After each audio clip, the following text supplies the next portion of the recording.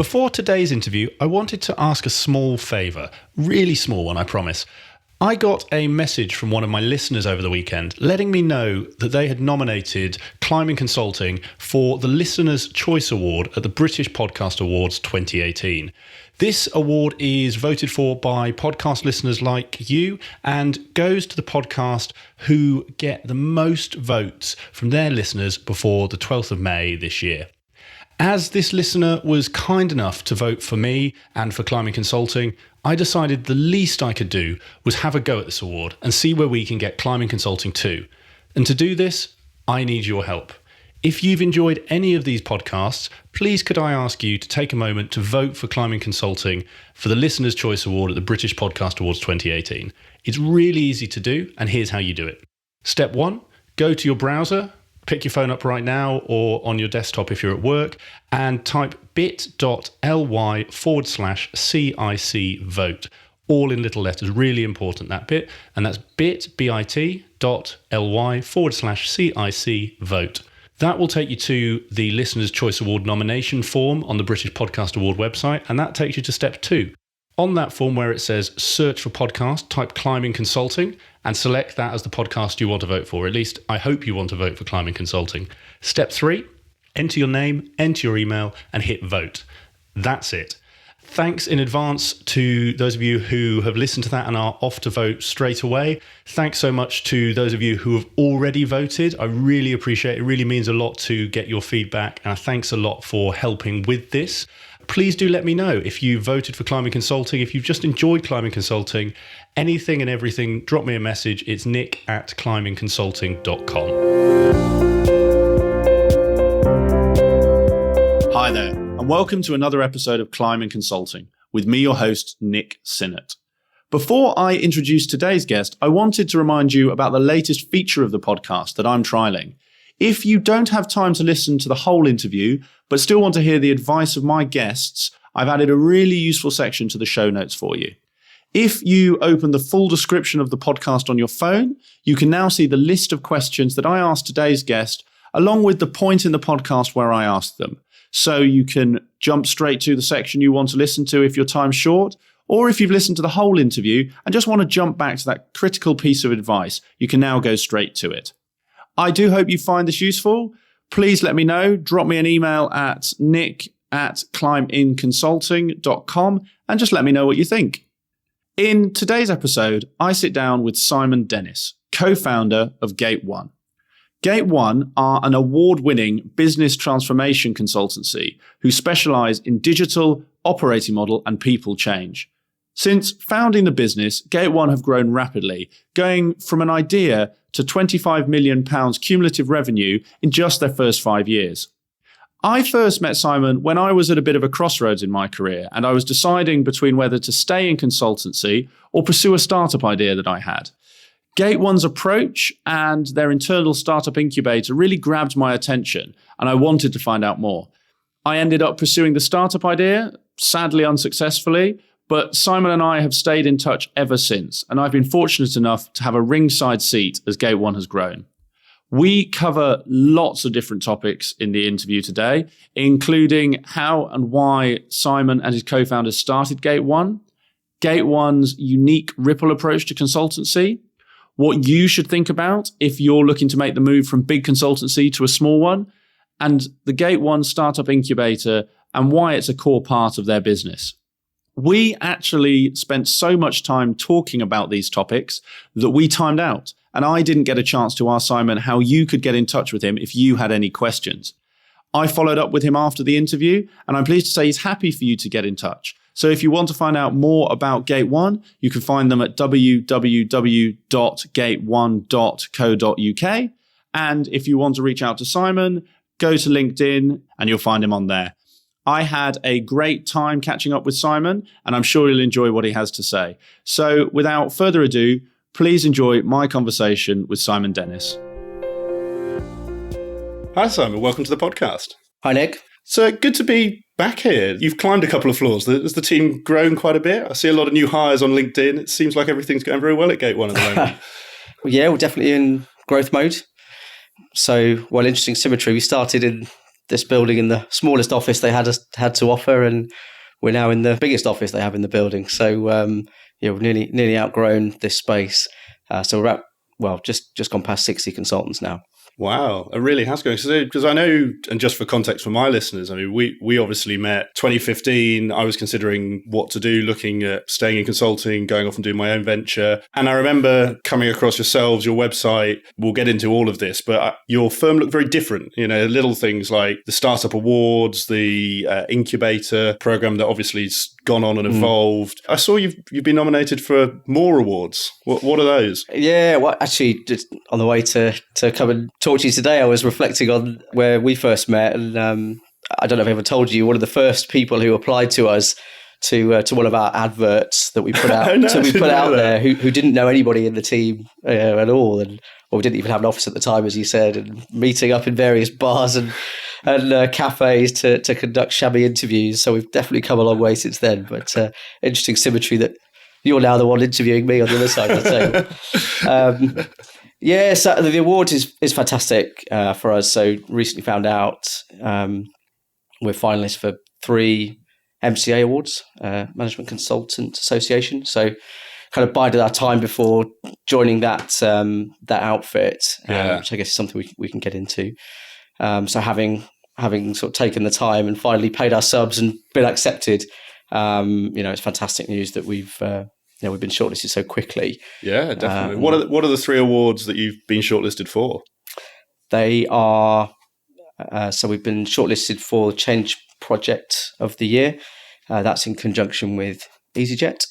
So I'm very proud to have taken them through a pretty hairy, complex transformation over the last 18 months or so.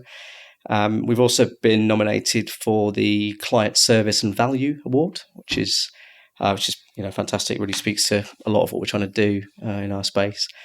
And by virtue of those 2 nominations, we're in the category for Best New Consultancy. So although we're coming on for 5 years old, first year in MCA kind of qualifies us for that. And but I guess it's a big deal, amongst your sort of peers in the industry. So who knows, what happens on the night, but it's a great moment to be in all 3. Yeah, well, fingers crossed for you. When's the awards announced? The awards evening is the end of April, so we'll find out on the night, and just going through the process of interviews and pitching at the moment. Oh, brilliant. Well, I mean, obviously I'll keep my eye out. This episode, I think, will be out just before then. But for anyone listening, go and check out the Gate One website and you can see how Simon and the guys did. Yeah. Everyone can do a rain dance or something between now and then. For those people who maybe don't know you as well, could you give a brief overview of your background and how you got to where you are today?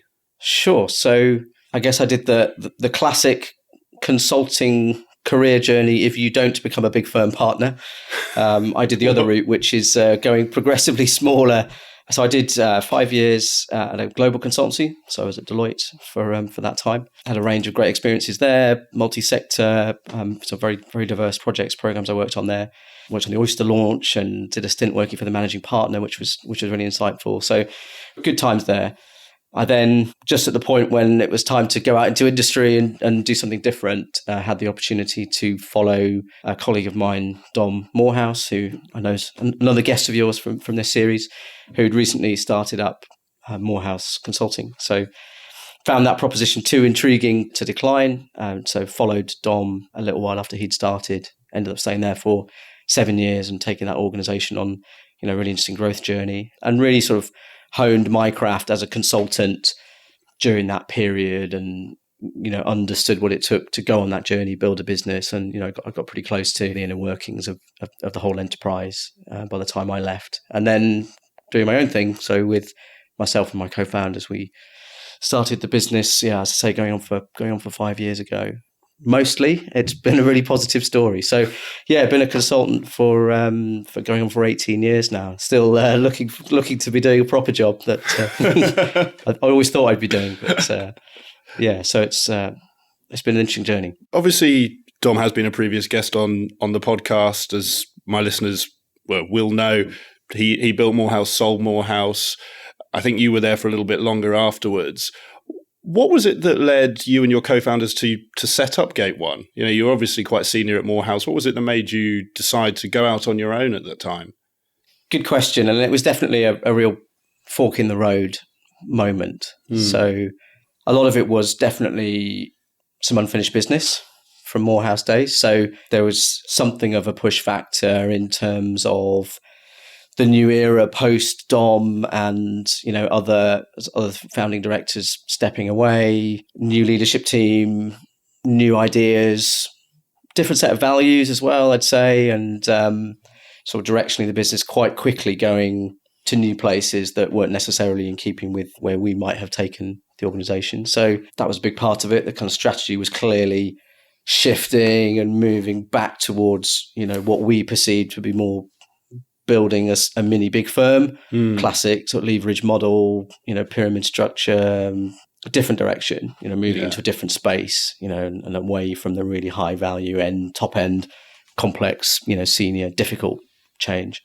So I don't want to overplay that too, because the much bigger part of it was clearly the pull factor of ourselves and our own motivations and our own ideas for what we would do if we were to start our own consultancy. So the genesis of the idea might have been born out of, you know, some of those quite difficult times actually, but we were really clear that if we did decide to go down this path and start again, that we were going to do that from a basis of investing positive energy. And over the course of the 7 years I was at Morehouse, that was very predominantly a hugely positive experience, and we learned a huge amount that we felt we could reinvest, but also do our own way and not do the journey better, but definitely do it differently. Yeah. Do you remember how those conversations first started? Because there's obviously yourself and your other three co-founders, so four of you.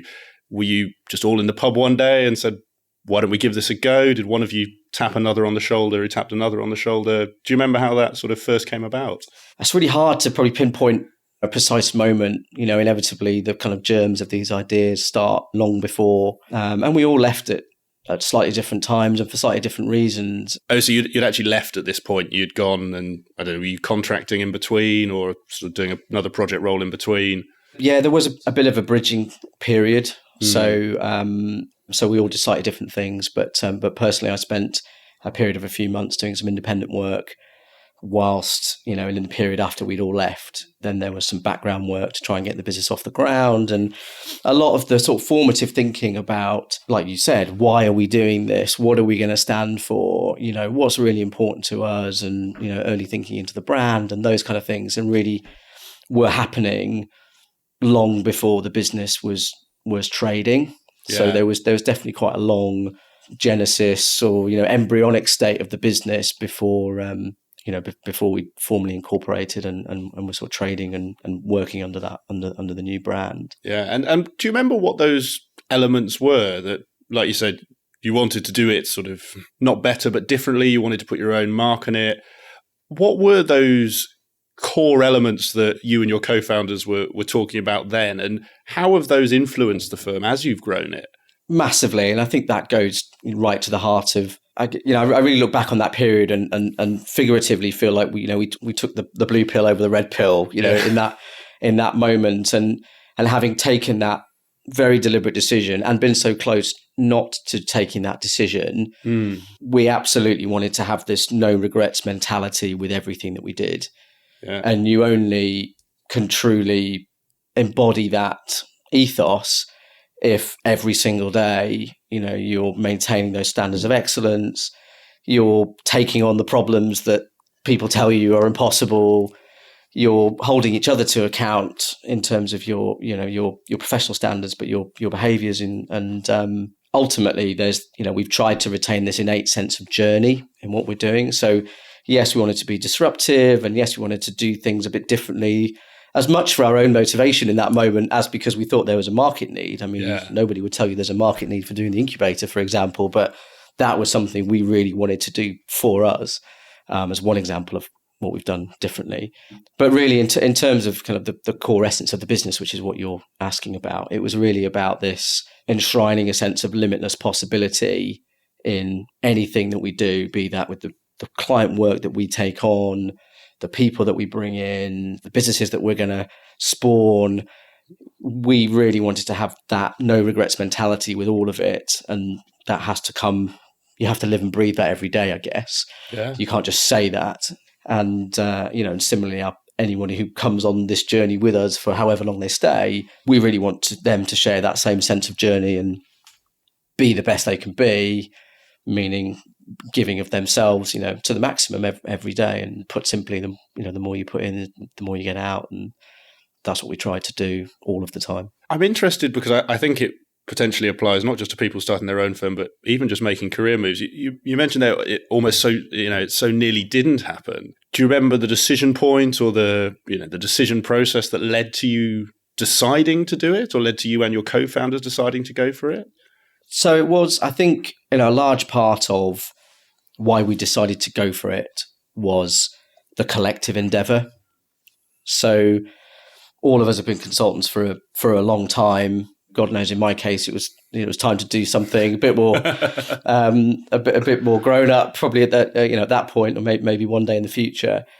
Any one of us could have given ourselves hundreds of reasons why not to do it. Starting again, having done a very significant long journey in Morehouse days, was going to require huge amounts of grit, energy, resilience. We knew what we were getting ourselves in for, so you don't do that lightly. But had it been left to any single one of us, I highly doubt that we would have started our own consultancy organization. Or speaking for myself, I definitely wouldn't. And even though we all had very young families at the time, and you can kind of hear that voice in the back of your head screaming, "This is crazy!" You've time to move onwards and upwards, not, as some would say, go back to the beginning. So it was really that commitment to each other. We were all in that stage at more or less the same time. We had similar reference points of what great looked like, similar reference points of how quickly those things can unravel.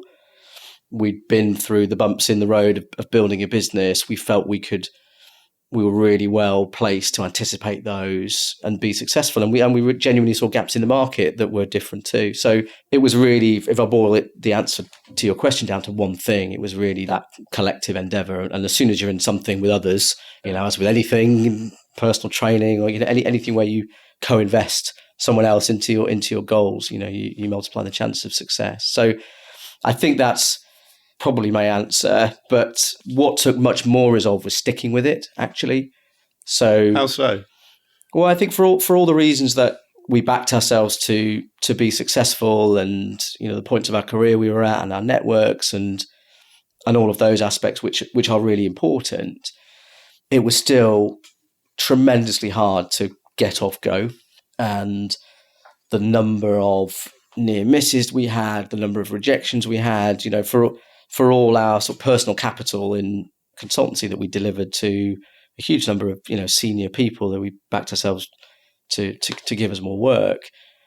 It still takes something extra to get a client or a prospective staff member or associate to come on board something that has literally no track record as an entity. Yeah. And we'd had so many close calls that we felt were real bankers, and inevitably it tests your resolve. And so there's definitely a moment I vividly remember a few months into post that decision to really go for this, when we were kind of sat in a pub, fairly gloomy faced to be fair, and honestly looking at each other and going, have we, great that we've tried this, but is this going to work? And were we unrealistic in our expectations? And I think at that moment we gave ourselves, one final push to really make it happen as a kind of final make or break.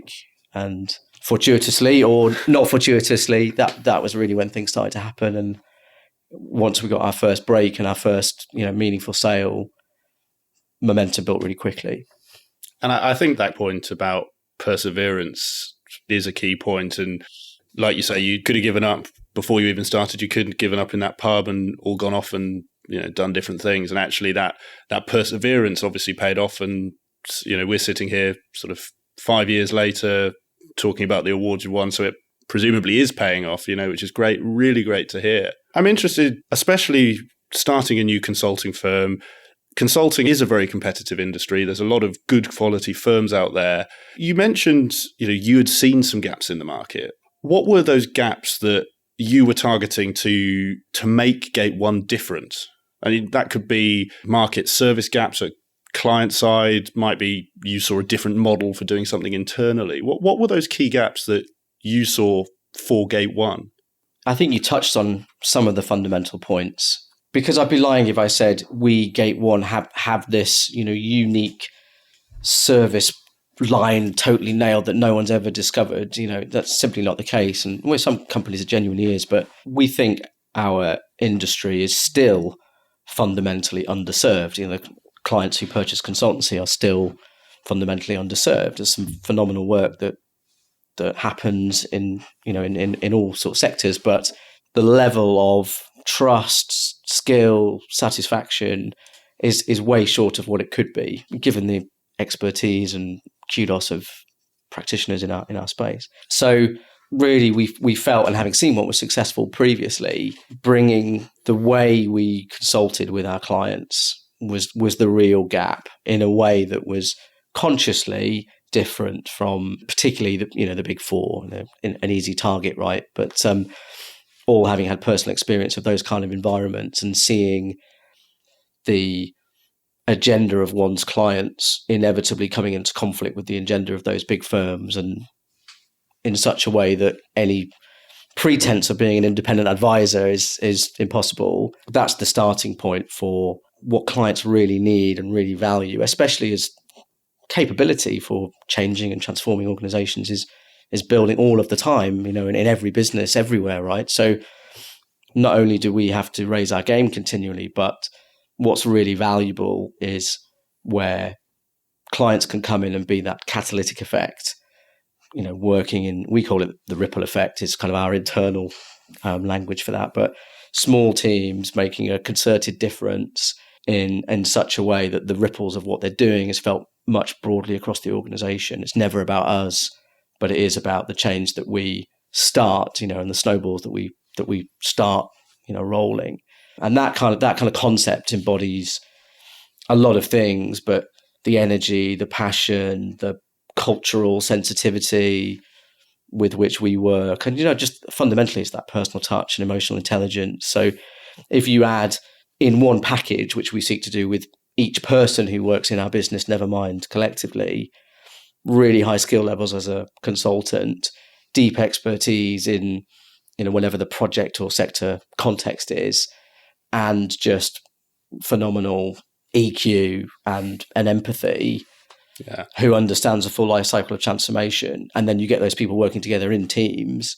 That's fundamentally the proposition. And if you're true to where that bar is with everybody you try to bring into your team, and the character fit and the cultural fit and the values fit with those individuals, that's, I think, what the ultimate USP is of what we're trying to do. And of course, we need to have a very specific viewpoint on what's happening in lots of different spaces, and we need to be very on trend with enhancing and utilizing different technologies and those kind of things. However, the fundamental USP for us always has been and always will be that the package that you get in every individual who's part of the team, and that's what's most powerful, and that's the feedback that we get from our clients repeatedly. Yeah, and I'm interested in, like you say, the podcast isn't intended to be, nor is it a pro-small, anti-large consultancy. I will be having guests from the large consultancies as well. Just to your point there, how do you find recruiting people that fit that model?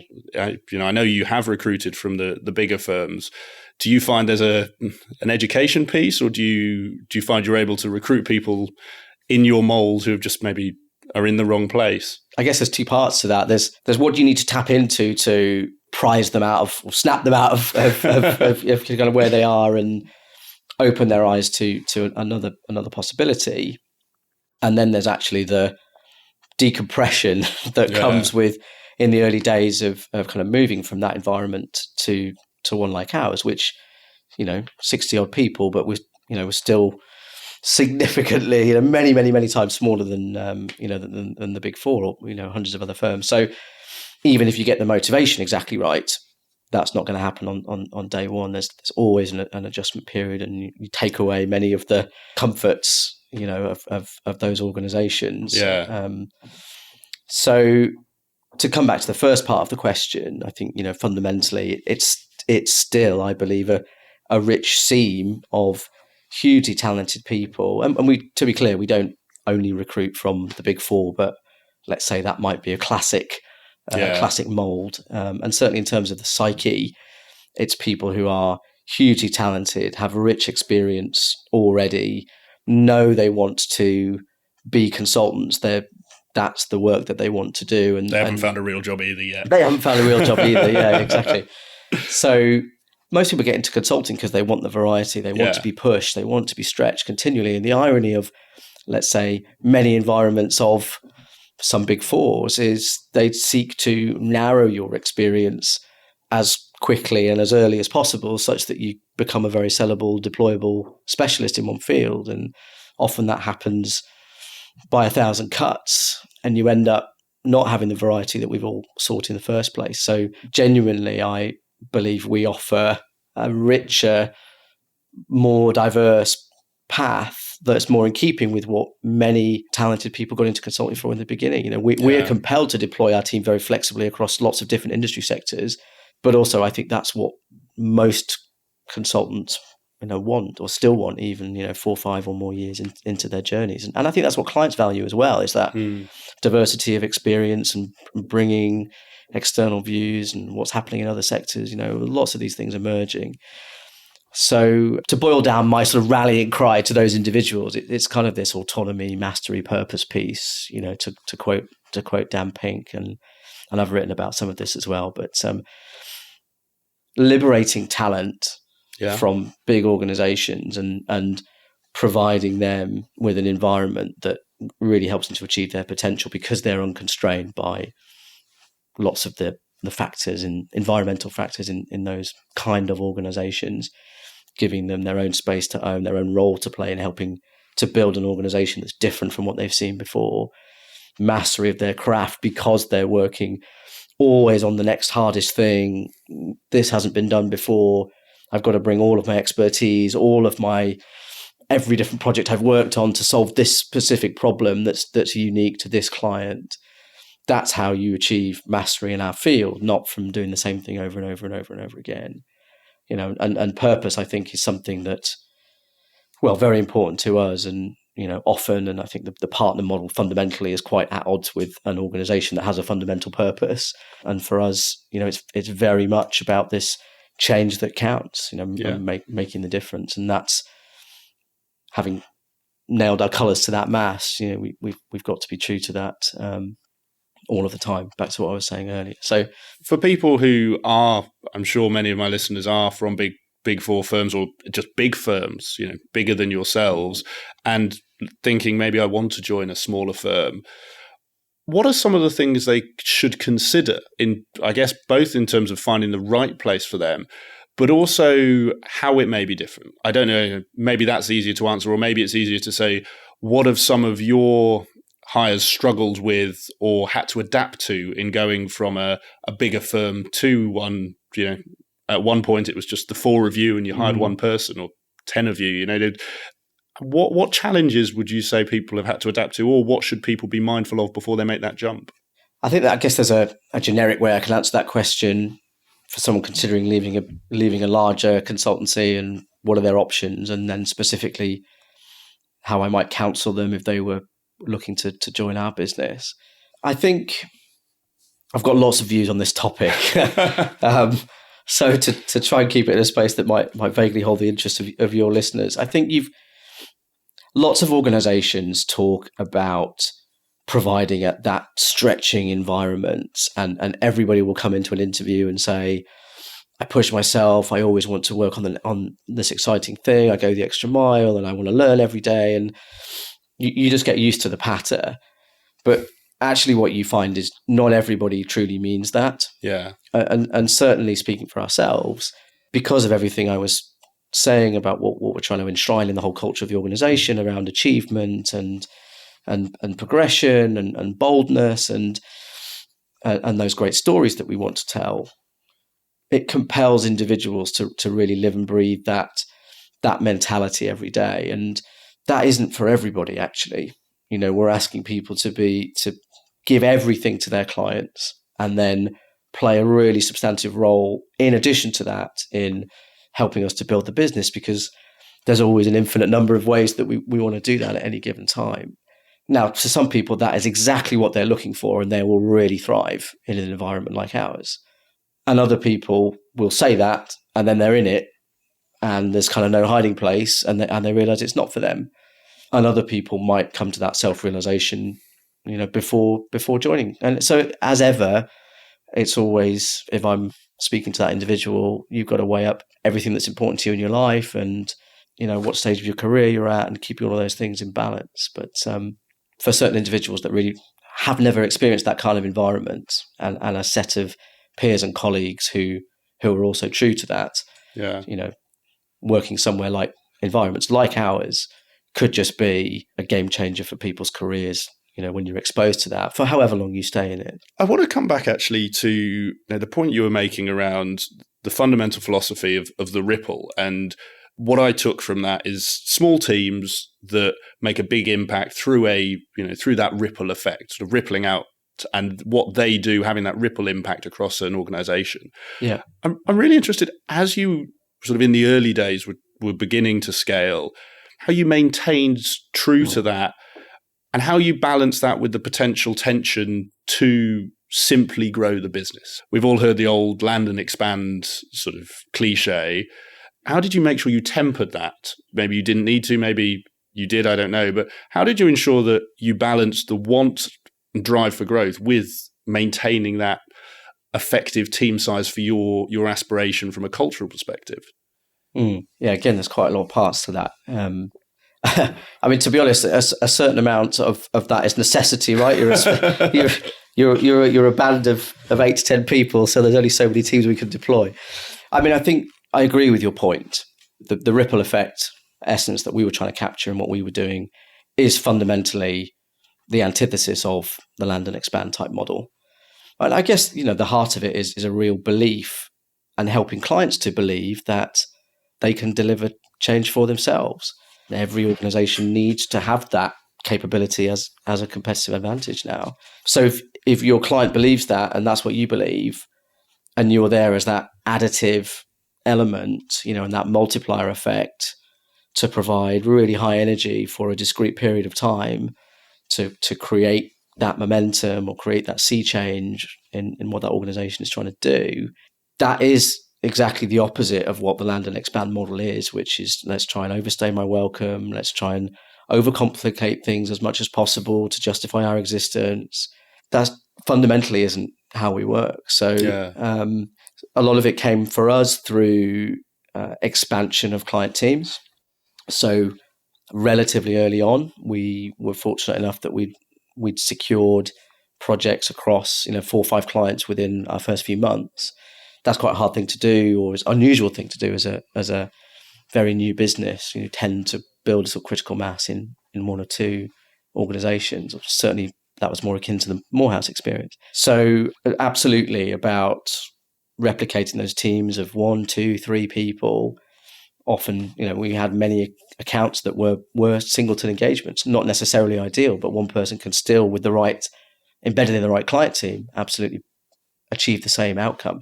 Yeah, around that ripple, but more typically 2s, 3s, and then finishing an assignment, but the ripple continues, and helping to sustain, embed, optimize, maximize the changes that you've, turning a new capability into results, or then being asked to come and work on the next more difficult change initiative, and you build start that momentum again. Yeah. I think I saw. Is it 90? I think I saw on your website 90%, 94% of your clients are repeat business.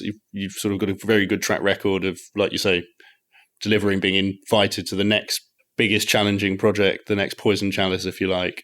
Exactly.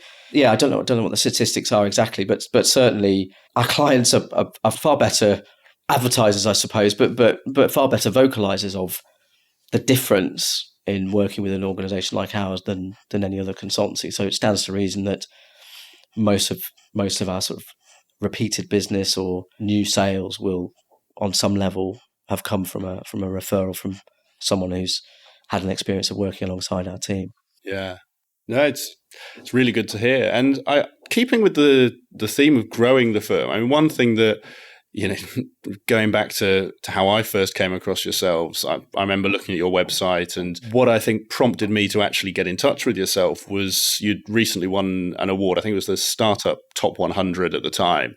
And I know sort of since then, you've won a lot of awards. I think my last count on your website, scrolling through with my finger, was I think you've won or been finalisted in about 21 awards, if you include the MCA ones that you're up for now. I mean, that's obviously a great marker for you, but I'm really interested in that element. Is it a strategic approach for yourselves? Is it sort of a deliberate strategy for the business? Is it just a very fortunate coincidence? I don't know if you can sort of share a bit more on that. I think at this point your listeners are thinking we're the wedding crashers of the consulting industry awards space. We're just in it for the glory, and we don't do much else. It's obviously not the be all and end all, but yes, it's deliberate. It is conscious.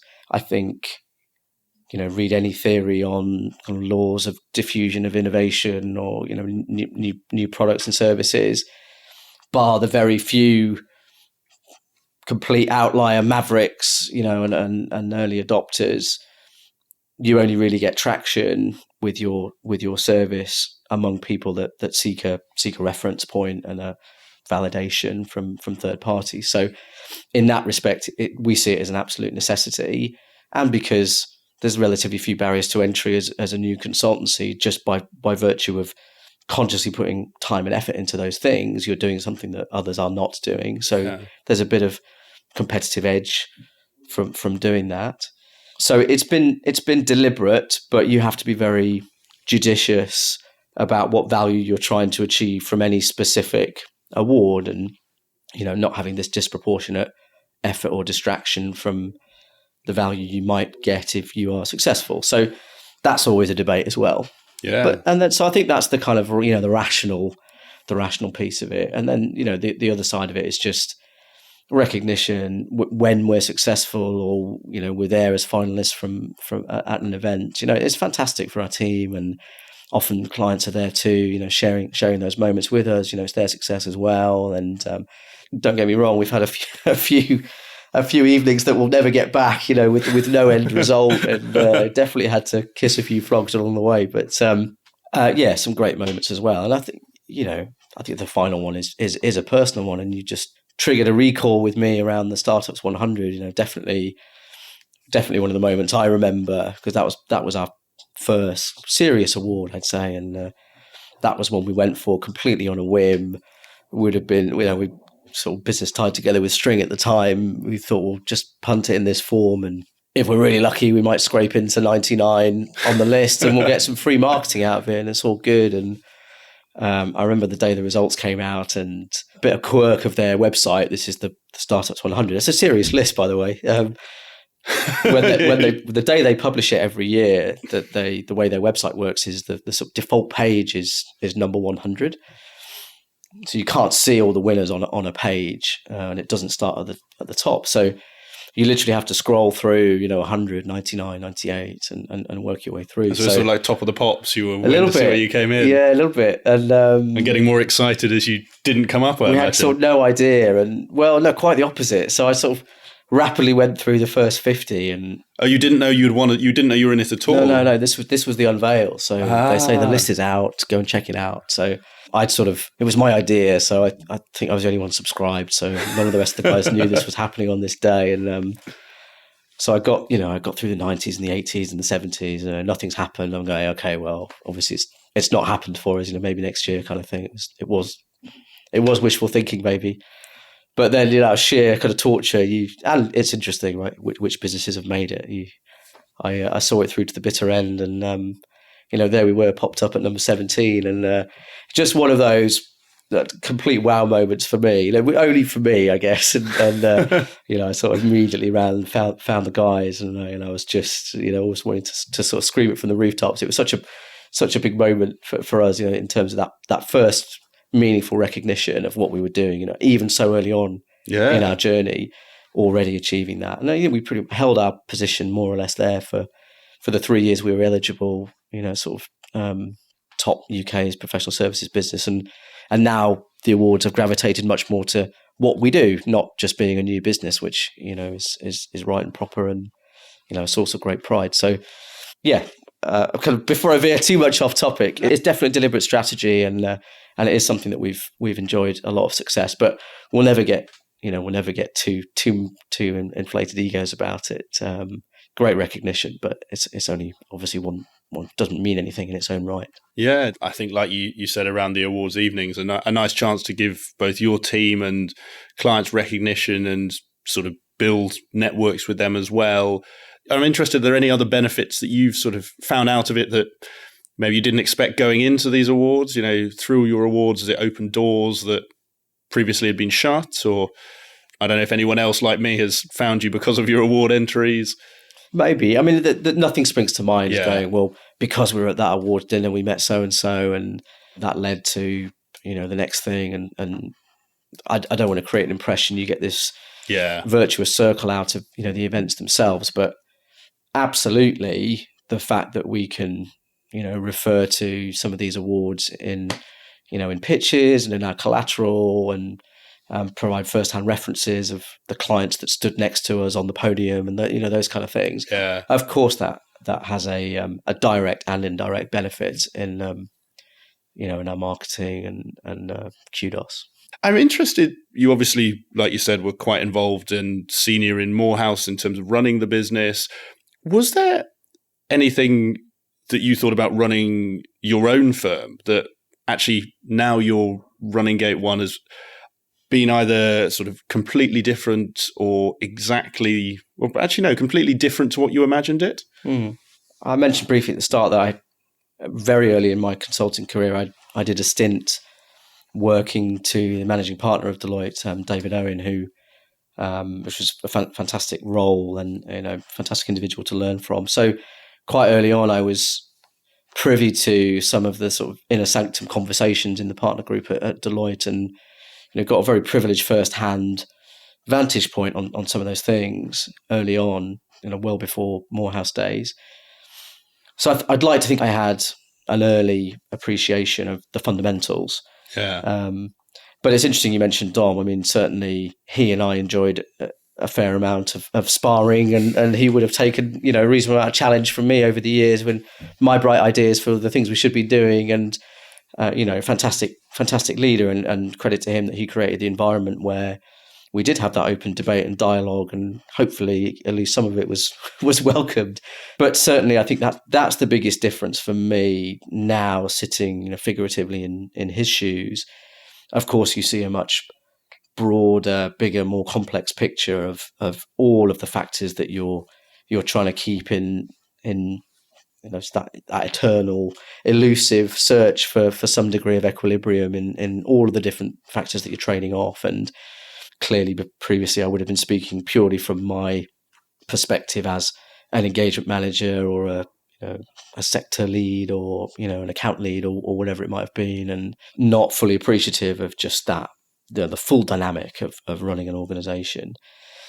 And I think then when you start to unpack that and you think for a moment about what it's like to run a business, which is fundamentally what is a people business, but not only that, people who are incredibly bright, you hire them because they're full of ideas, because they're open about sharing those views, because they have something to contribute. We are really clear that this is a business that everyone owns, everyone has a stake in, everyone is shaping. So the flip side of that is you have a plethora of opinion and views that you're trying to juggle and balance and give enough oxygen to the debate all of the time. In some ways, it would be much easier to be an autocrat, but that's where the real magic comes from as well. And I think you realize when you're running a business and you realize the stake in you that people are making and investing their careers with you and investing, at least the next chapter of their professional journeys with you, when they have huge ambition and huge volume of ideas for how to change your business. Yeah. And you're absolutely compelled to listen for that to be a joint endeavor. So I think just my And then going full circle, I retrospectively view some of those early partner conversations I heard in a slightly different light as well. So it's all been progressive, but certainly my awareness and understanding of really what it takes to keep all of those things in balance, and you're making decisions on a daily basis that of course are going to impact people's lives. That's a completely different level of responsibility to anything I'd had before this experience. Being on the other side of the table, I mean, you mentioned sort of having to have that awareness. So that, are there any other skills that over the time that you've been running Gate One, you found that you really had to develop or hone further? Like you say, now you're on the other side of that conversation. There's a few buckets there, I guess. So I was used to running big projects, used to running, say, accounts of multiple projects, but the accountability, I guess, is on a different level, and that takes some adjustment. It's not just what I'm personally doing on a day-to-day basis, but everybody in the team, ultimately the advice we're providing to our clients and the work that we are delivering on a day-to-day basis, I'm accountable to that work. And of course, we aspire to be working on the hardest, most ambiguous, most complex kind of business critical projects that our clients entrust us with. So you add together the subject matter with that accountability, that's definitely been something of a step change for me personally that you got to find your feet with. And of course, as the business grows, so that grows as well. I think you're always trying to develop as a leader, so put aside the fact we own the business, we're asking people to grow and stretch and continually put themselves out of their comfort zone to achieve things personally and achieve things for their clients. So it's crucially important that we're authentic to that, we're role modeling that, and we're on our own personal journeys of development. So certainly in the leadership space, trying to understand what it really takes to bring the best out of your team and help others to fulfill their potential, be really vested in the team's performance is something I spend a lot of my time thinking about, reading about, making interventions internally and adjustments to continue to provide the best conditions for the team in that respect. So, and you mentioned reading. Are there any books that sort of stuck out for you on this, or any other resources that have really helped? So we do have a reading list. It's kind of in our sort of day one material. Like here's our best possible view of the 15, 20 most important texts that not necessarily that we think are the best business books out there, of course, but have played the biggest role in sort of shaping our thinking, or that we've used as specific reference points along the journey, that was apposite to that moment in time. It's taking that back to the fundamentals, and I know this was something again from Morehouse days, but the David Maister book on the professional services firm, absolutely seminal text. And then we'll have some of the classic writers, Simon Sinek, is well read with us. Carol Dweck around the growth mindset is really fundamental. I can kind of bring that to life a bit later, maybe. Lots of books about entrepreneurship. I recommend lots of Seth Godin's books to people. I constructed a whole event around his Icarus Deception book. I remember you recommending that to me as well. Yeah, and a bit Marmite as it turned out with some of the team, but for me, really, really resonated. And latterly, really trying to stimulate thinking in the team around personal performance and coaching. So I'll refer the team a lot to the likes of David Rock, and others of his peers in that space. Okay, I don't know if you have the list. I don't know if you can share the list with me. I can share it with my listeners, or I don't know if it's on your website for internal colleagues. If it's possible to share, that'd be fantastic. Yeah, certainly. Well, we can figure out a way after this, because it sounds like all of the books that you've recommended I'll put in the show notes. It sounds like there's quite a few more as well. Happy to. Yeah, fantastic. And sort of on a similar theme, those are obviously some of the skills you've developed and some of the beliefs you had that when you got onto the other side of the table, you saw from a different context. What's been for you the most challenging part of the journey with Gate One so far and building Gate One, and how did you overcome that? That's an interesting question when you're trying to overcome, I guess, micro problems every day, kind of pinpoint, a thing, a moment, or a period. But I guess I've touched on one definitely that germination period. I honestly don't think there will ever be a more challenging period, and I don't think anything can happen to us now that won't test us more than we were tested in those early days, which, of course, steels you for anything there is to come. But certainly the robustness of the conversations we had as a sort of founding team in that time, that was uncomfortable, and that I think that stood us in really good stead since, actually. So that was definitely hugely formative. If I think back, since we've been trading over the last few years, what would be the biggest challenge that we've overcome? It would probably be our difficult year 4. Okay. So 3 years of pretty steady, successful growth. We relatively quickly hit that 40 to 50 person firm mark, which is just by its nature a challenging inflection point to navigate. So that tends to be the classic period where you're having to make decisions as a business to get to the next level that require a lot more to be devolved beyond the founding team, more professionalization around your operations, and a maturity around the work that you do and your brand and all of those things that tend to coalesce, in that moment. And so that's never easy. And for all of our ability to anticipate those things coming, of course, that's you've got to find your way with that. And then we had the added compound challenge that just going into that period, we hit this relatively minor market event called Brexit, which happened just before then, a summer period. So we got that kind of perfect storm of classic internal structural challenge meets huge disruptive event in the marketplace. And, we're really forced then to confront a difficult period for really for the first time. And of course, many of us have been through some of these cycles more than once, if you can call Brexit a cycle. But many of our team, it was really the first time they were facing into that degree of uncertainty.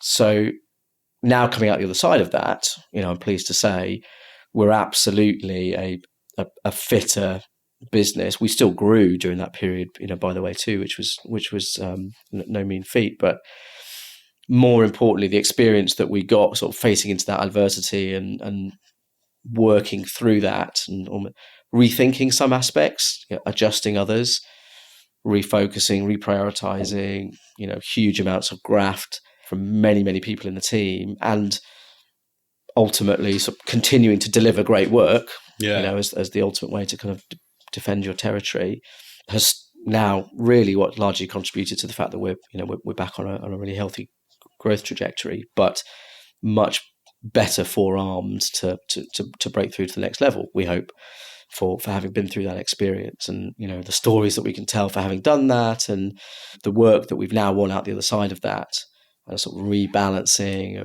of our account mix and the team mix, and some parts of the business have sort of fundamentally shifted over that period, and others much more evolved. So definitely working our way through that was hugely testing. But it sounds like it gave you the foundations, as you say, that inflection points around the 50 mark, got you to that scale, and potentially by virtue of the situation economically or by just virtue of the size, you needed to change. And it sounds like that situation and that adversity helped you shore up the business for the next growth phase. Absolutely. And I think we probably need the benefit of a lot more hindsight to really kind of unpick it. But we were definitely guilty of telling that classic, external narrative of why things aren't working. And I don't want to downplay some of the very, very significant sort of disruptive challenges that were happening in the market at that time, or still are happening. But if you look a little deeper, there were some things internally that we had not paid enough attention to. Our account mix was shifting. Some of our programs were watching a period of maturation. Potentially, we weren't keeping them as fresh as we might have. So we absolutely got through it by facing into it and working through multifaceted set of interventions. That's definitely we're a fitter business, much better equipped to continue to adapt to what I think uncertainty is much more the norm now. But certainly going into the next cycle, we have huge amounts more confidence that we would navigate it better than the average consultancy. Fantastic, and it's great to hear that, like you say, that whatever caused it, having that period has helped you get ready for that next phase and be able to navigate it. I want to come back to what we were talking around, really to give some advice back to my listeners who are in, say, the junior grades, looking at, at the moment at least, staying in a firm, climbing the ladder. We talked about what advice you'd give to people who are looking to move from, say, a bigger to a smaller firm. I'm interested for people specifically in, well, we'll say, in Gate 1 who you work with day to day. What mistakes do you see junior colleagues making that potentially hold them back from climbing the career ladder in consulting? I guess to answer that question, or what that question is getting at, is kind of what do you put at the door of the individual? What separates the people who I don't see climb? And I guess I put it down much more to context and environment. And of course, in any case, our assessment of success is all subjective anyway, right? Yeah. But for me, there's that huge degree of impatience that you find, as I say, as a factor of the environments you tend to find in the bigger organizations. And it's a symptom of their business model. It's a symptom of their structure. The inherent pyramid structure of those organizations compels you to pitch peer against peer, right from early days. And that's what gives rise to this sort of shouty culture, which can stray into some undesirable behaviors. The sharp elbows are out. I've got to get ahead of my peer group. I've got to stand apart. And when that mentality starts to infuse everything that you're doing, often subconsciously, then it gets in the way of really experiencing what the best learning experience is to hone your craft and skill as a consultant. So I guess if I was to turn that into a piece of advice, it would boil down to just be patient and don't go after things. So I would absolutely encourage people to say yes to everything, by which I mean take whatever opportunities are offered to you as it comes. Don't expect you're going to have a huge degree of influence over the kind of projects that you get or where you work, and what you might perceive to be your perfect career experience may in fact be the opposite, and vice versa. You truly don't know until you're on site, working with your client team, working with your fellow consultants. What's the job we've got to do here?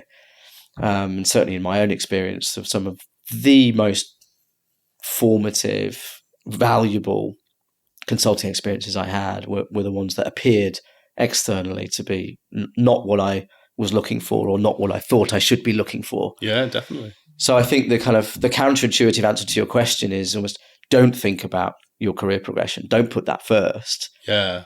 Put where can I really get the learning here? What's going to add most value to my long-term, career journey? Yeah, and one of my early mentors, the senior partner of my old firm, said exactly that. The best projects he ever worked on were the ones that, on the face of it, he was least excited about or really didn't think he would enjoy. So no, I think that's really good advice. And the answer to this one might just be people who follow that advice. But what is it that separates the great from the good for you? What is it that the best do that the rest don't? As ever, it's really hard to say it's just this one thing. Of course. I think certainly our industry, it would be fair to say, is characterized by a disproportionately high degree of ego. People paid significant sums of money for their expertise and their opinion. Keeping that in check with the right degree of humility and sense of what's really important is the results we can achieve on this project for this client. That's what matters, not my personal contribution to that, or my name in lights, or my article that I'm going to go and write off the back of this, or my promotion that I'm going to achieve.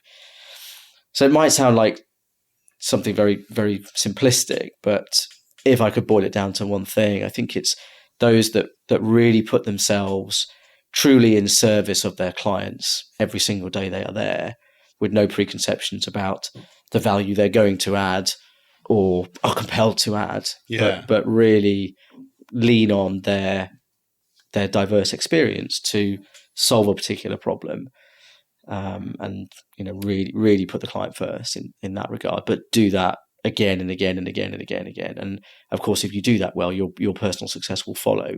Yeah, but it has to be that way around. Yeah, and again, I think it's really good advice. Put the client first in that selfless way, and trust that you will get recognised for your contribution.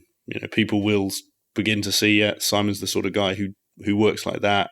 He is someone who we need to hold on to and promote if that's your goal, or just sort of he is one of our good consultants. So I think it's really good advice. Yeah, and I totally recognise as well, it's far easier for me to say that than it is to practice. And we've all worked in organisations where the behaviours we perceive to be, quote, wrong are those that are, quote, rewarded. How do you do that here? How do you make sure that you keep that recognition for people doing the do well, and stop some of those behaviours you highlight creeping in?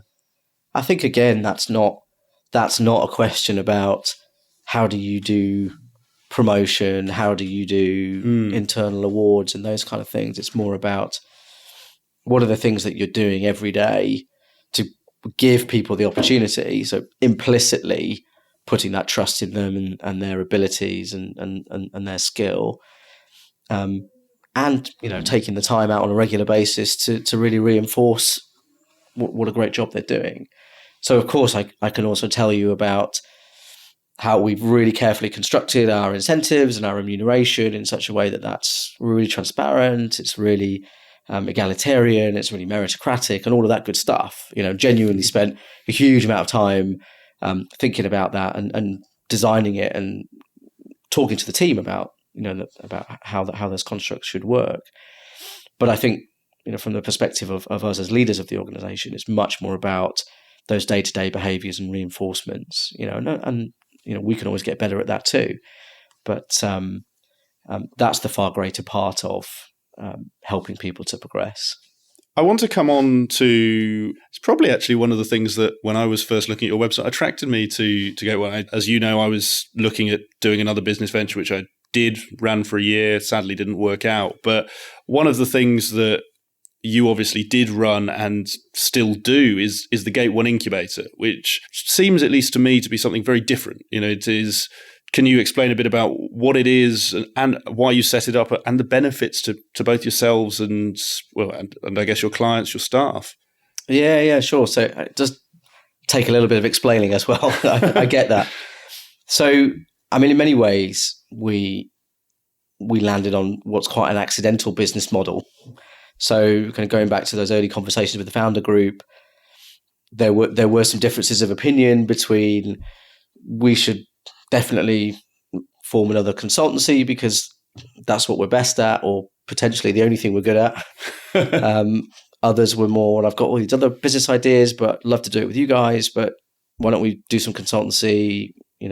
Build up some investment capital and do that instead. Time for a change. So actually, in many ways, kind of landing on this model that will have a core consulting organization with this incubator construct adjacent to that was a bit of a compromise. Yeah, and I think we've then through that process landed at something which I think we've really latched onto something that is unique, as you say. But more importantly, having bided our time then to start that arm of the organization until we'd really focus on getting the core consulting business up and running, we've had the opportunity to really refine, again, open that dialogue with the team.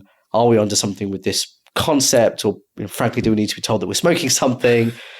And really, really hone the concepts of what it could be. But of course, we're only really going to truly test that when we put some business ideas into practice. So, if I just explain why we think it's a good idea, or kind of what the concept was all about, really, I guess it goes back to, if we're hiring high achieving individuals who've spent their careers working across all different companies and sectors on a daily basis, looking for ways to improve those organizations, those processes, those ways of working, then that's the mentality, the core mentality of an entrepreneur. We're bringing those people into an organization. They have generally a healthy risk appetite, and joining an organization like ours, that's another key ingredient. And I think certainly most consultants that I know have a business idea inside them. You clearly did and chose that path for a time and still doing lots of exciting things.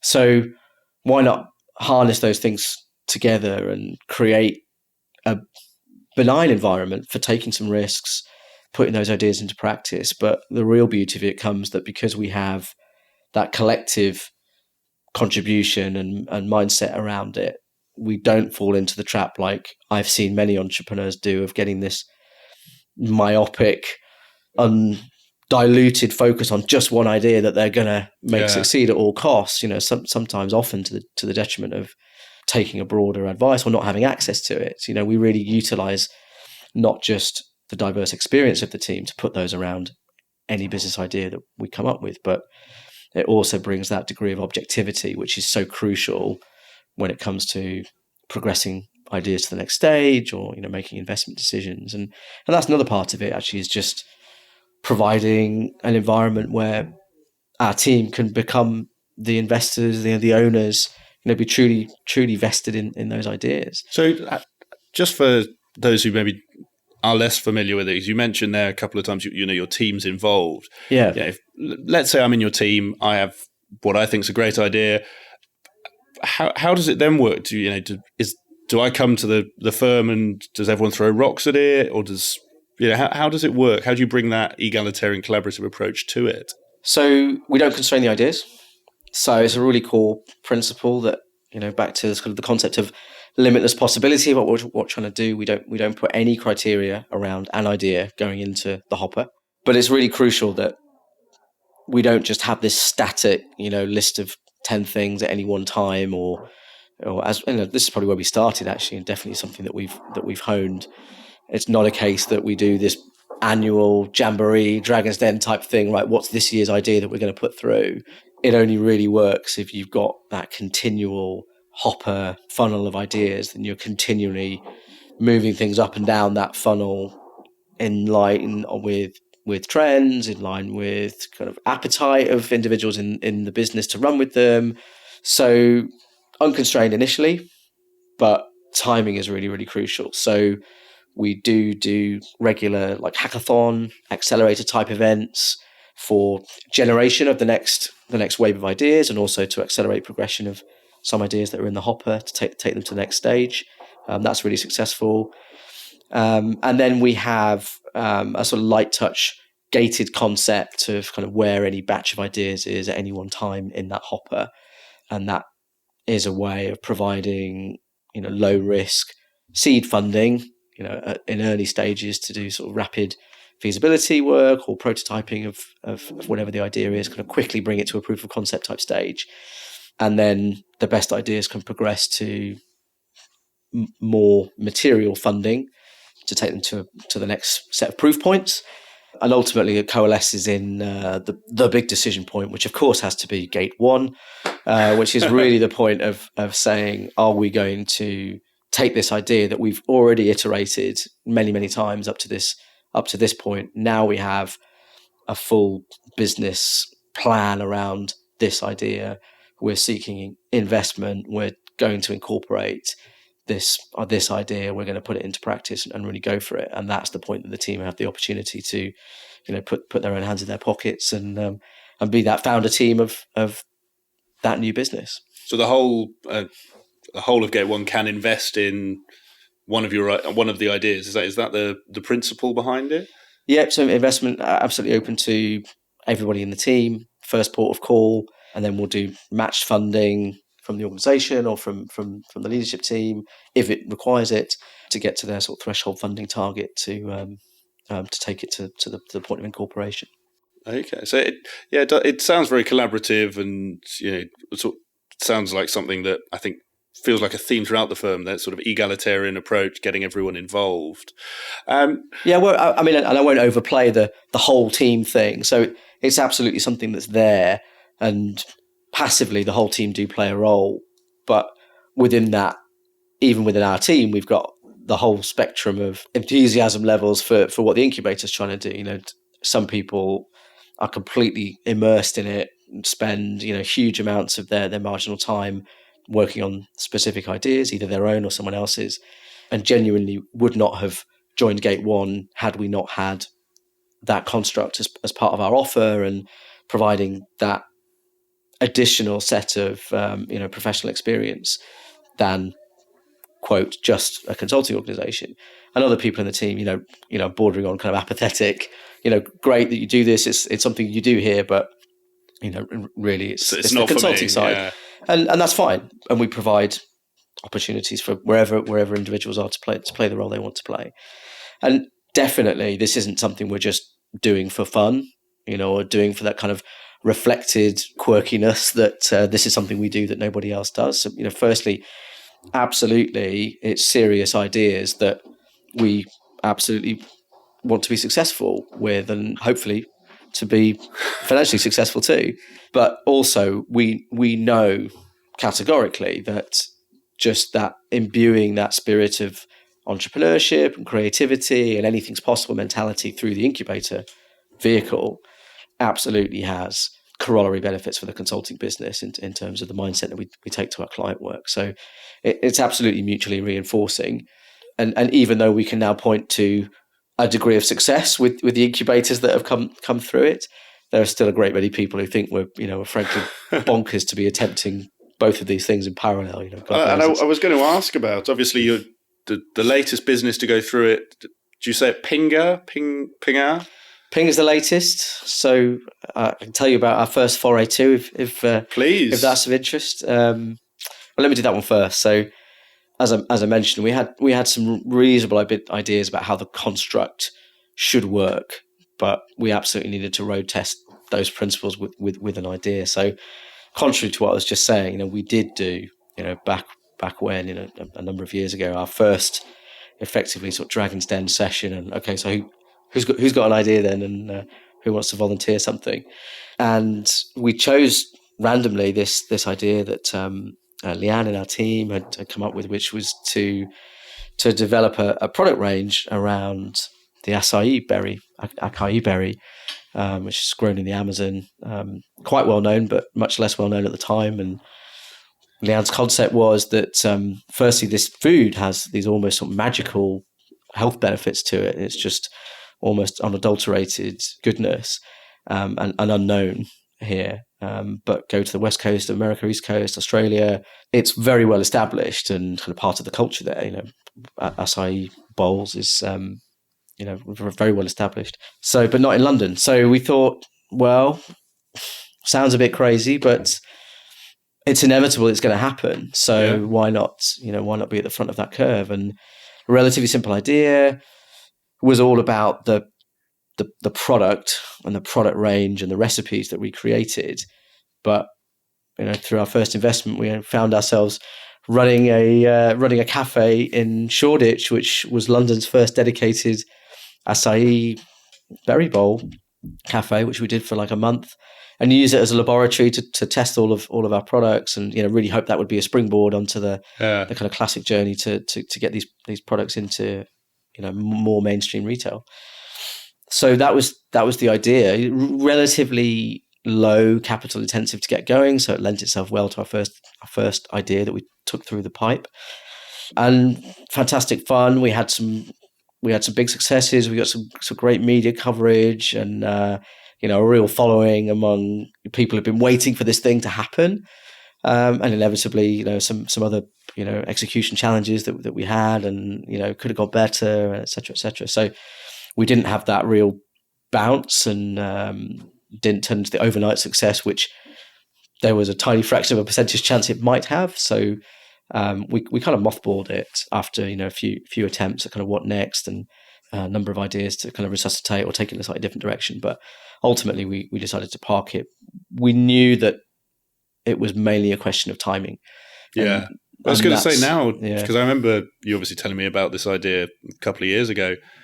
They seem to be everywhere now, these acai berries. Totally. And let's have a near suicidal moment on the commute home the other day when Dave, my colleague, texted me and said, open page, whatever it was, of the Standard, and there it was at the bottom of the page. This was only 2 weeks ago. At the bottom of the Standard, Deliveroo making a killing out of acai bowls. It's in their top 3 requested products. They're going for an average of £19-20 a bowl. People told us we were crazy for selling them for £6-7 at the time. And yeah, on the one hand, that was that was really, really galling. Yeah. And I guess at the time we didn't feel we could take on the education challenge of the market that's not quite ready. Was the ultimate reason.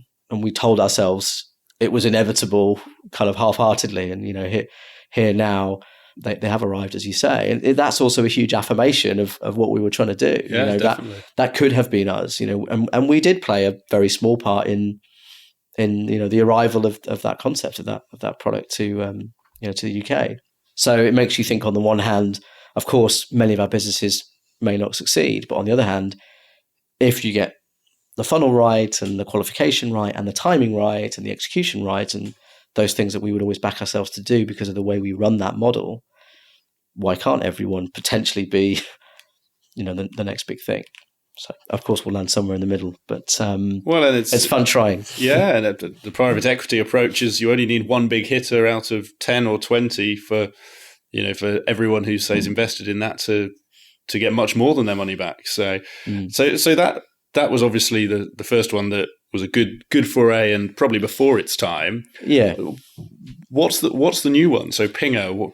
Yeah, so Pinger, completely different business model. We've kind of broken all of our own rules around the amount of funding we're gonna really need to take this mainstream. But massively exciting. So I can't wait till you have a podcast episode with Mike, who now runs it, our sort of consultant turned entrepreneur, who's been running that for the last year plus. So really different, unique idea. We think hard to explain, but go on, have a go. It's it's an app, and it's around social tasking. Okay. So imagine taking out your phone, loading up Pinger. There's something you need in that moment, or there's a favor that if only someone could do for you. So I don't know. I forgot to buy tinned tomatoes at the supermarket. Could be, right? Or it's not. I don't lead that exciting a life. I'm obviously just yeah. This is obviously a common dilemma for you. This is going to change your life. So some of the use cases might be, I don't know. I'm a new mum and I'm stuck at home. I've got a sick baby and we've run out of nappies or, critical supplies. I just need someone to bring it around to me. Yeah. I'm standing in the world's longest bar queue and I just want someone at the front of the queue to get around in for me. And I'll put a premium on that but it's unconstrained, right? Within a moral compass, right? So you can just, you can put whatever you want, like you say, within reason, you can say what you need, whatever, as long as. Absolutely. So it does solve a problem because there isn't any way you can go to do that at the moment. Similar apps in that space are quite functional. If it's predefined, I want a cleaner or I want a carpenter and those kind of things, and that need is met. But something that really has that social purpose, which is what Ping is all about, it does solve a problem, but it's as much about creating those social connections and people wanting to do good and tapping into their into that benevolence community aspect. That is just as important. So it's kind of bringing those two things together. So there you are in your kitchen, you need your can of tinned tomatoes, crisis. I feel like I should be at the bar using that use case instead. Get Pinger out, broadcast that need to other users, to doers. So you're a tasker, broadcast that to doers in my immediate vicinity. Somebody will accept the task, and then the two users there's this clever kind of bartering functionality of kind of meeting at a mutually agreed negotiable price for that task, and then all the payments done in the background through the app, and doer arrives at your door with tin of tomatoes. Fantastic. It sounds like a really interesting concept, and like you say, there's a lot of apps if you need a predefined service, cleaner, etc. And likewise, there's a lot of things that can get you anything you want in a day or half a day. But if like your use case or mine, I'm making my spaghetti bolognese, haven't got my tinned tomatoes, or your mother with her nappies. It sounds like a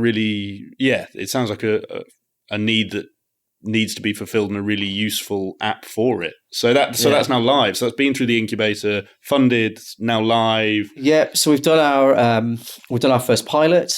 So we went live. There's a lot of users, mostly our sort of friends, family, hangers on, in the southeast, as you'd imagine. But if I need anything doing, I'll come to the Gate 1 office. Right? Definitely, tomatoes on tap. We actually launched our pilot in Nottingham University. Okay. So we're kind of following the Tinder approach of university saturation. So we started in Nottingham. So our launch party was in one of Europe's biggest student nights. We dominated it, took it over for the night. Everything was branded Pinger, balloons falling from the ceiling, the whole works. Awesome. To really get a critical mass of users on campus in a controlled environment of people who are not time poor. Yeah. Was kind of the concept, and that went well. So we're getting the volume of transactions now and the data through. We're understanding a lot more about the use cases, about price points, behaviors. And so the next stage is to continue that approach. So 7 more uni launches on the way, coming to a campus near you.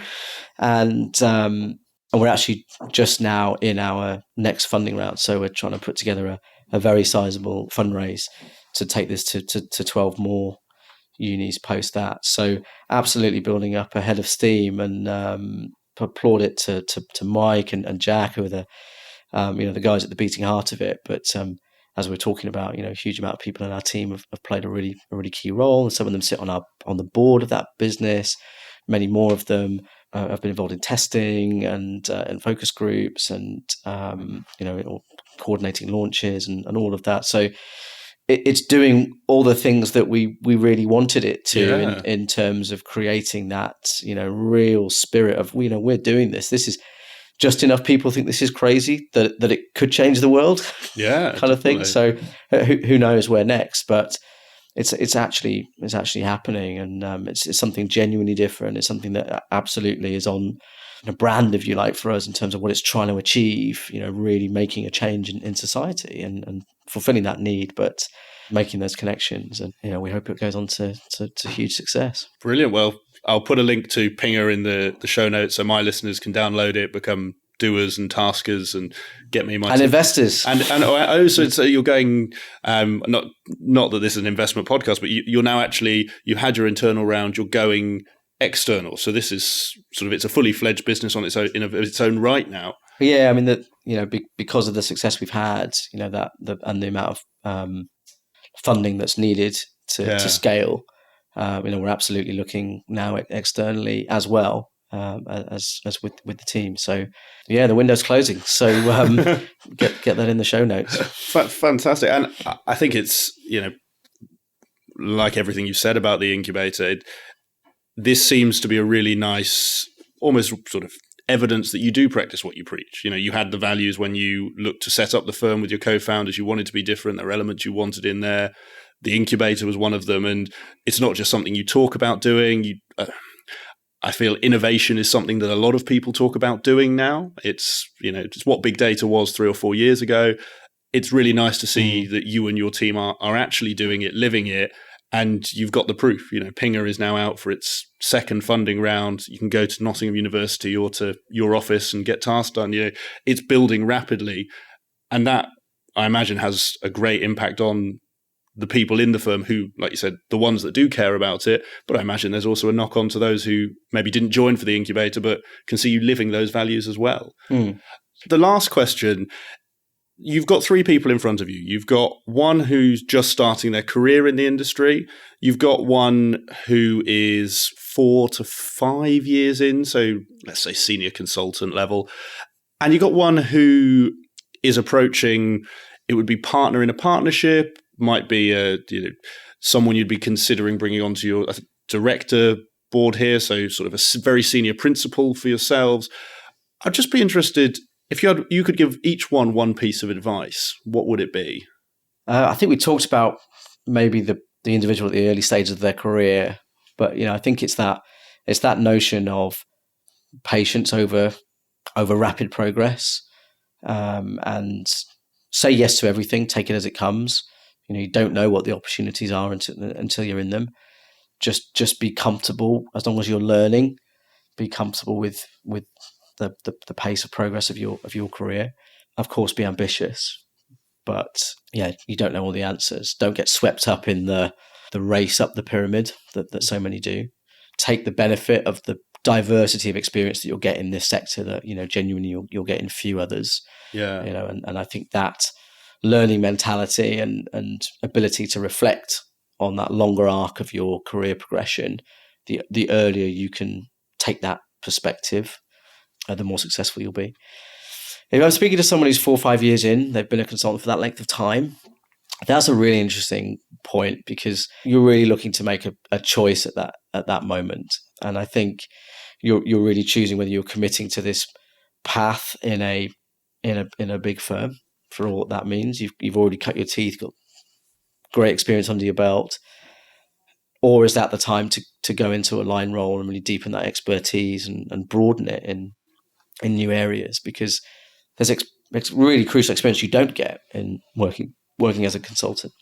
Or is that the time to really specialize and move into an environment more like in Gate 1, where you'll be perhaps a bigger fish in a smaller pond, but you'll be really liberated to really create something, perhaps in a way that you wouldn't be given the mandate to do if you were to stay where you are for the next phase of your career. So really make that choice deliberately, and don't just do it because. Yeah. And I guess the prospective partner one is the most interesting of all, because what I often see in individuals who get to that stage of their career is especially if they've been in a big firm, they've invested so much of their life and their soul and made so many sacrifices to get to the cusp of that point. They almost feel the only way to make all of that worth it is by following through and committing to that partner journey. My counsel would be, almost like betting in poker, that those chips are already down. Yeah. So you've got to evaluate that decision on its own merits, and how much do you really, really, really want to be a partner in a big firm, regardless of what's gone before. And I think strip away that sunk cost bias of exactly that. And I think that clouds judgment, in my opinion, to a very large degree. And often individuals look at jumping off at that point through the lens of, what am I giving up? Because I've come this far and it's within reach that I can have all of the riches of a partnership and do all the things I've wanted to do when I've looked at the partner group, and not focus on the opportunity that's out there and actually trading tremendous experience that those individuals have and doing something different at that point can be the most exciting choice of all. So don't make that a resigned choice not to. And I guess then going full circle on the advice to certainly the individuals 4 or 5 years in, or even someone starting at the beginning, is definitely a question in the context of working in a big firm you should ask yourself as early as possible, which is, how much do I really want to be a partner? Because so much of the business model of those firms is geared around that objective. If that's not what you want, then take the experience of those environments for what it is, and then get different additive experience, elsewhere. And there's never been a more exciting time to make different choices than just staying in one place. Besides which, when even if they are successful getting to a partnership at that point, you find you just start at the bottom of the next ladder, and what do you know? It wasn't what it was cracked up to be in the first place, or either that, or I'm so bruised by the process of getting here, I'm now not sure I want it anymore, and I'm not as motivated as I thought I would be. So often, even after all of that sacrifice, it often doesn't feel worth it. So deliberate choices, I guess, will be my main message at every stage. Don't just get swept along or feel like you need to climb the ladder just because everyone else is. No, thank you for that advice. I think deliberate choices, I think, like you say, cuts across all of them. Know where you are, what you're getting yourself in for at every stage, and don't just take what's gone before as the reason to do, the next stage, whichever level you are, whatever size firm, whatever whatever your career may take you, like you mentioned, it might be that going out of consulting could be the better choice for you with those deliberate decisions. I think really good advice. Thank you. So I've really enjoyed this, Simon. It's been great to catch up with you. Great to find out a lot about the Gate 1 story that I didn't know. Didn't realize I was the first person to apply to the advert. You'll always have that mantle. And obviously talk about what's gone since. And Pinger, I'll now be able to get my tin tomatoes. I'll go and download it straight away. But like I say, thank you very much for your time. I've really enjoyed this, and all the best for the rest of the week. Thanks, Nick. It's been an absolute pleasure, and all the best to your new venture too. Every success. Cheers, Simon. I hope you enjoyed today's episode of the Climb in Consulting podcast. If you did, I would be very grateful if you could leave a review on iTunes, Stitcher, or your podcast platform of choice, whichever one you may be using. And please also share this with anyone that you think could benefit from hearing today's interview. If you want to get in touch or give me any feedback about the podcast, please feel free to drop me an email. It's nick@climbinconsulting.com, and I look forward to hearing from you.